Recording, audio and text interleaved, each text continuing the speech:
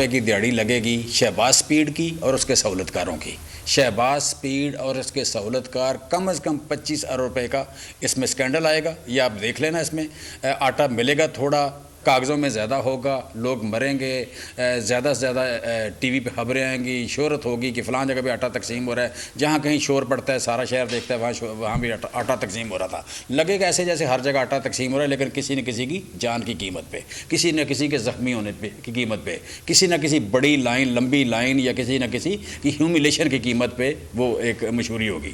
اور چوتھی چیز ہے سیفٹی, کہ خوراک فوڈ سیکورٹی کی چوتھا پلر ہوتا ہے سیفٹی, کہ خوراک سیف ہو. اب جو گندم یوکرین سے منگوائی گئی ہے, یہ 4 سال پرانی گندم سی, جو کیڑا بھی جس کو لگا ہوا ہے اور جس کو فنگس بھی لگا ہوا ہے. فنگس والی گندم زہریلی ہوتی ہے. فنگس والی گندم جو ہے, فنگس جب لگتا ہے تو زہر پیدا ہو جاتا ہے, زہریلی ہوتی ہے. وہ اگر آپ جانوروں کو ڈالیں گے تو جانور اس طرح میڈیسن نہیں لیتے, وہ مر جائیں گے. اگر پولٹری کو ڈالیں گے مر جائیں گے. انسانوں کو ڈالیں گے ان کا معدہ خراب, وہ کھائیں گے, انسان کھائیں گے, معدہ خراب ہو جائے گا, لیکن میڈیسن کھا کے بچ جائیں گے. لہٰذا وہ 73 ارب کروڑ ڈالر کی جو گندم ہے وہ بھی اس وقت اس میں کھلائی جا رہی ہے. یو کین سے کہ یہ جو مہنگی گندم منگوائی گئی, ایک کھائی گندم یا زہریلی گندم منگوائی گئی, وہ بھی دی جا رہی ہے. اور ہم 3 اسکیمیں دیکھتے ہیں 2008 کے بعد شہباز شریف کی. ایک بار سستی روٹی اسکیم آئی تھی, سستا آٹا آیا تھا, اور تیسری اسکیم آئی ہے مفت آٹا. یہ تینوں اسکیموں میں پنجاب گورنمنٹ یا فیڈرل گورنمنٹ قرضائی ہوئی, مقروض ہوئی. تینوں اسکیموں میں آپ کہہ لیں کہ لمبی کرپشن ہوئی. سستی روٹی میں بھی 70 ارب کا اسکینڈل تھا, 70 ارب روپے کا اسکینڈل تھا. مفت آٹے میں کم از کم اسکینڈل 25 سے 30 ارب کا ہوگا, دوسرا وہ گندم کا ہوگا. سو اس میں گورنمنٹ کی یہ جو خوراک کا جو قحط پیدا کر دیا ہے, یا ایک اتنا بڑا کرائسس پیدا ہوا ہے کہ جس میں ساری دنیا دیکھ رہی ہے, ساری دنیا دیکھ رہی ہے کہ پاکستان میں آٹا نہیں ہے. 23 کروڑ کی آبادی, جو ہم کہتے تھے کہ ہم بڑی مارکیٹ ہیں, ہم مڈل کلاس کی مارکیٹ ہیں, یہاں پہ یو کین سے کہ دنیا کی چوتھے یا 5ویں نمبر پہ مڈل کلاس تھی بڑی. اس ملک میں لوگ انویسٹمنٹ کرنے کا سوچ رہے تھے, لوگ ٹورزم کا سوچ رہے تھے, اور ہم نے وہاں بتا دیا کہ آٹا بھی اس ملک میں اویلیبل نہیں ہے. اب آپ منہ اٹھا کے دیکھ رہے ہیں کہ کوئی انویسٹر آئے گا, کوئی آپ کے ساتھ انگیج کرے گا. کسی کو آپ کے ساتھ انگیج کرنے کی ضرورت کیا ہے جہاں 2 میل لمبی لائنیں لگی ہوں, جہاں شہادتیں ہو رہی ہوں آٹے والوں کی. سو پہلا اس کا نقصان یہ ہوا. دوسرا ہم دیکھتے ہیں کہ جو مہنگائی کے حوالے سے ایک بہت بڑا ایشو بنا کہ فوڈ انفلیشن ہوئی ہے 46%, 46% فوڈ انفلیشن ہوئی ہے. 2 چیزیں ایسی ہوتی ہیں جو اوائڈ نہیں ہوتی, ایک فوڈ اور دوسرا ٹرانسپورٹ. ٹرانسپورٹ کی مہنگائی ہوئی ہے اس مہینے میں 51%, ٹرانسپورٹ کی 51 اور فوڈ کی 46%. اور ان دونوں کی ایوریج ہیومن لائف میں جو پاکستان میں ویٹیج ہے وہ ہے 41%. 41% جو ہمارا ایوریج خرچ ہوتا ہے, 41% خرچہ جو ان 2 چیزوں پہ ہوتا ہے, خوراک اور ٹرانسپورٹ پہ. تو اس کا آپ کہہ لیں کہ اس کا ویٹ اس کا یہ ہے. اب ان دونوں میں مہنگائی جب زیادہ ہوئی ہے تو غریب آدمی جو ہے بالکل اس کے پاس ڈسکریشنری انکم ختم ہو گئی ہے, اور وہ نہ کپڑا نہ دوسرا کوئی چیز خرید نہیں سکتا. لہٰذا اس سے وہ ایکسپوز ہو گیا, غربت کی لکیر سے نیچے جانے والوں کی تعداد بہت بڑھ گئی ہے. پہلے آپ کہہ لیں تقریباً 80 لاکھ لوگ بے روزگار ہوئے ہیں, 2 کروڑ نئے لوگ خوراک مہنگی ہونے کی وجہ سے غربت کی لکیر سے نیچے گئے ہیں. اب اس میں یہ کہیں گے کہ پوری دنیا میں ایسا ہے. پوری دنیا میں پچھلے سال جو مہنگائی تھی, گلوبل مہنگائی جو تھی 8.8% تھی, اور پاکستان میں 12% تھی. پچھلے سال دنیا میں 8.8, پاکستان میں 12.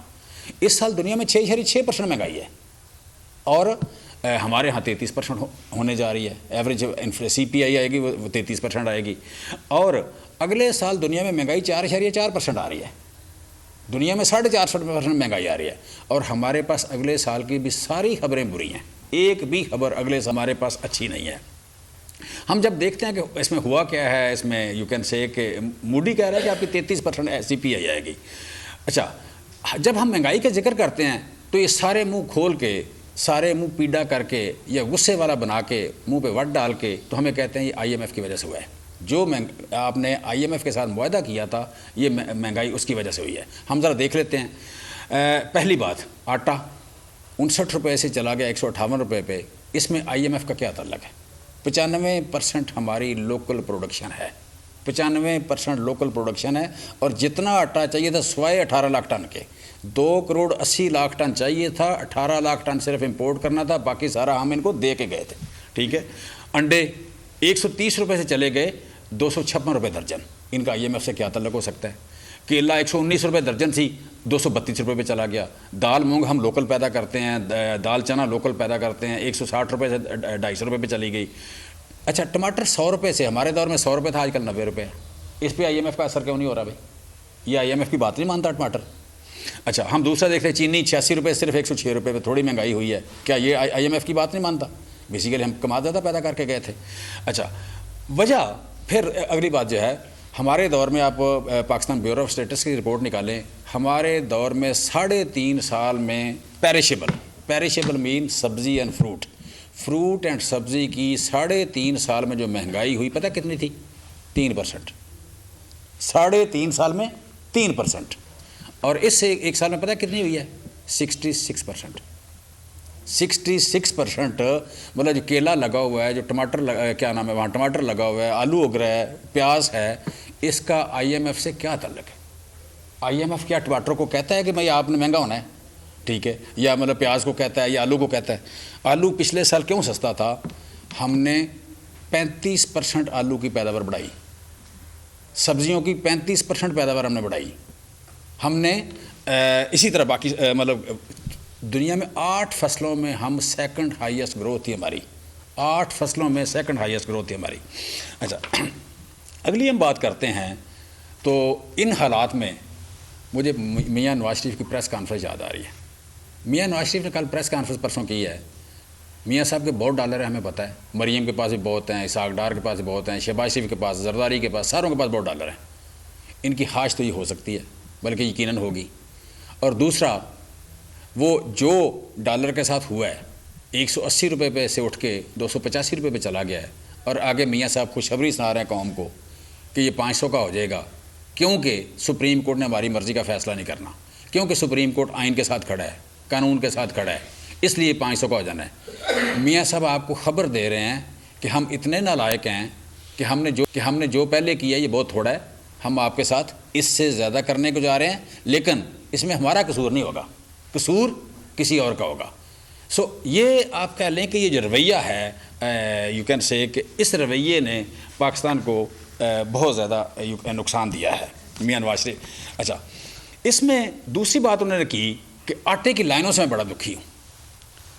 میں ان سے پوچھنا چاہتا ہوں کہ آپ کا جو چھوٹا بھائی ہے, آپ کے چھوٹے بھائی نے جب آٹا پورا دے کے 2.86 ٹن گندم جب دے کے گئے ہیں ہم اس کو, اور آج بھی 18 لاکھ ٹن اگلے سال کے ریزرو کے لیے آٹا گندم موجود ہے ہمارے پاس.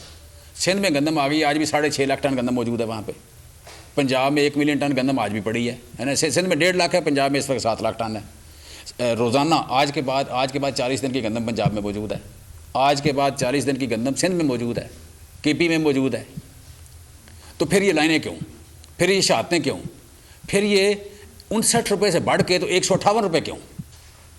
اور پھر میاں صاحب دکھی ہیں. بھئی آپ کو شرم نہیں آتی؟ آپ آج بھی دنیا کو اتنا بیوقوف سمجھتے ہیں؟ آپ کی فیملی میں IQ نہیں ہے, آپ کی فیملی میں تعلیم نہیں ہے, آپ کی فیملی میں فراڈ کے علاوہ ہے کچھ نہیں, لیکن 23 کروڑ لوگوں میں یار کم از کم 5-7 کروڑ لوگ بڑے سیانے ہیں اس ملک میں, بڑے پڑھے لکھے لوگ ہیں. آپ منہ کھولتے ہیں ان کو سمجھ آ جاتی ہے, آپ کے منہ کھولنے سے پہلے ان کو سمجھ آتی ہے آپ نے بولنا کیا ہے. سو میاں صاحب فرما رہے ہیں کہ جناب میں بڑا دکھی ہوں. اور پھر جب بات کرتے ہیں کہتے ہیں 2018 میں ملک بڑی ترقی کر رہا تھا. 2018 میں ہماری پرفارمنس کیا تھی؟ 1990 سے 93 تک, 1997 سے 99 تک, اور 2013 سے 18 تک. اب تینوں ادوار کھول کے دیکھیں, تینوں ادوار میں یہ چیزیں سامنے ہیں. ہر جگہ ہر دور میں ایکسپورٹ کم ہوئی ہے. 2013 سے 18 تک جو ان کا سنہری دور وہ کہتے ہیں 5 سال جس میں پورے کیے, جس دن میاں صاحب تشریف جمشید اقبال چیمہ لاہور میں نیوز کانفرنس کر رہے ہیں. ماشاءاللہ گئے تھے نااہل ہو کے, ڈسکوالیفائی ہو کے, اس دن ایکسپورٹ تھی پاکستان کی 8.8% ٹو دا GDP. 5% پاکستان کی ایکسپورٹ ٹو GDP کم ہو گئی تھی, اور ہر دور میں کم ہوئی ہے. دوسری بات, میاں صاحب جب آتے ہیں ریزرو زیادہ ہوتے ہیں, جب جاتے ہیں ریزرو کم ہوتے ہیں. آپ تمام ادوار میں دیکھ لیں, آتے ہیں تو ریزرو زیادہ ہوتے ہیں, جاتے ہیں تو ریزرو کم ہوتے ہیں. میاں صاحب جب آتے ہیں لوکل مینوفیکچرنگ ہرٹ ہو جاتی ہے. کل ہاتھ جوڑ رہی تھی ساری ٹیکسٹائل کہ جناب ہمارے ساتھ ہمیں بچنے دیں. اور लोकल इंडस्ट्री हमेशा डैमेज हुई है, करंट अकाउंट डेफिसिट हमेशा बड़ा है जब भी मियाँ साहब आते हैं। ह्यूमन राइट्स वायलेशन मियाँ साहब का तुर्रा इम्तियाज़ है। वो लोगों को हथकड़ियाँ लगवाएं, वो पुलिस मुकाबले करवाएं, वो लोगों के घरों पे अटैक करें, या पंजाब जैसे सूबे में, लाहौर जैसे शहर में लोगों को मिसिंग पर्सन कर दें। ये कभी किसी पॉलिटिकल गवर्नमेंट में दौर में नहीं हुआ था कि लोग मिसिंग पर्सन हो जाएं। ये पहली बार आप कह 75 सालों में हुआ है कि बाकायदा बगैर किसी अभी क्या नाम है मशवानी वापस आया, कहीं केस ही कोई नहीं है।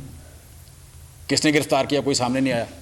भाई अगर स्टेट ने कोई लॉ के मुताबिक काम किया है, स्टेट में अगर इतना भी हौसला नहीं है कि वो बताए कि हमने गिरफ्तार क्यों किया था, अगर स्टेट में इतना भी हौसला नहीं है, फिर स्टेट बदमाश है, फिर हुकूमत बदमाश है, फिर हुकूमत नहीं है, ये लॉ नहीं है, ये कानून नहीं है, ये आइन नहीं है, फिर ये गुंडे हैं, मवाली हैं, बदमाश हैं। तो बदमाशी से हुकूमतें नहीं चलती। अगली बात हम जब देखते हैं कि ये हर चीज़ ही मिसिंग पर्सन के साथ फिर आज सारे के सारे जुडिशरी भी डिस्कस कर अटैक कर रहे हैं और इलेक्शन से भाग रहे हैं।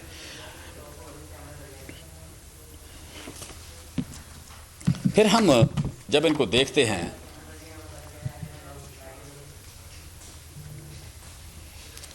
कि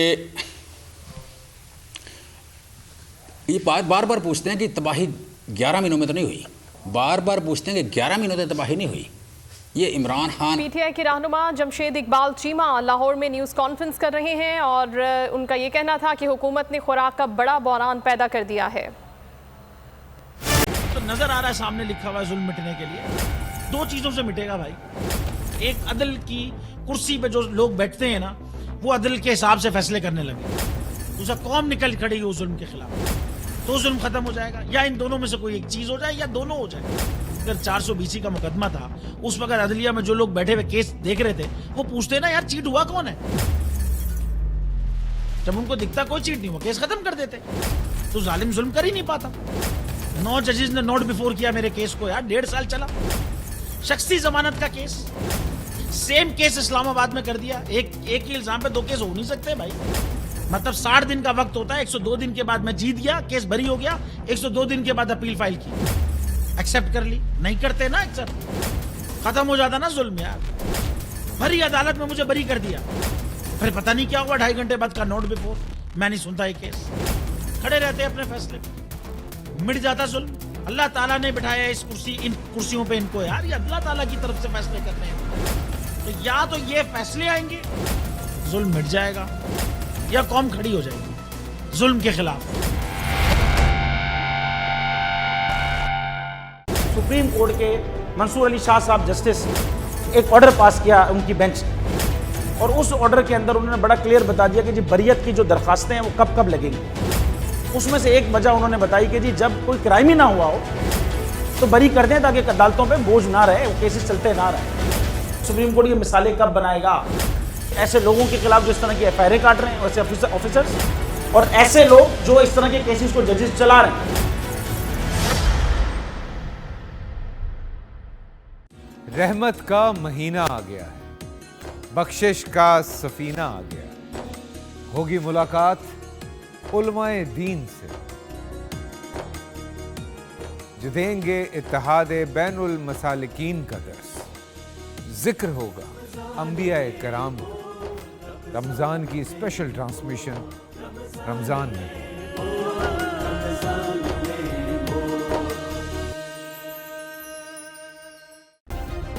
सब्सक्राइब करें और बेल दबाएं ताकि कोई खबर रह न जाए।